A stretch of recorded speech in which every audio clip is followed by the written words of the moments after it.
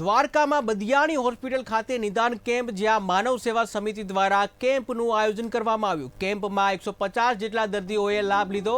સર્વરોગ નિદાન કેમ્પ તથા દવા વિતરણ કરાયું। વિનામૂલ્યે ઓપરેશન કરી સેવાકીય કામગીરી કરવામાં આવી।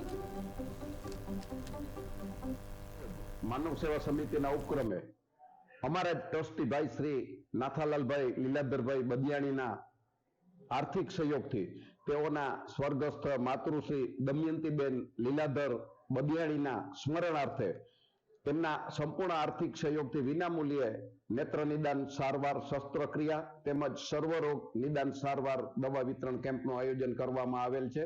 દરેક મહિને અમે 2 કેમ્પનું આયોજન બીજા રવિવારે અને મહિનાના છેલ્લા રવિવારે એ વિનામૂલ્યે આયોજન અમે દાતાશ્રીઓના સહકારથી અને હોસ્પિટલ દ્વારા કરી રહ્યા છીએ।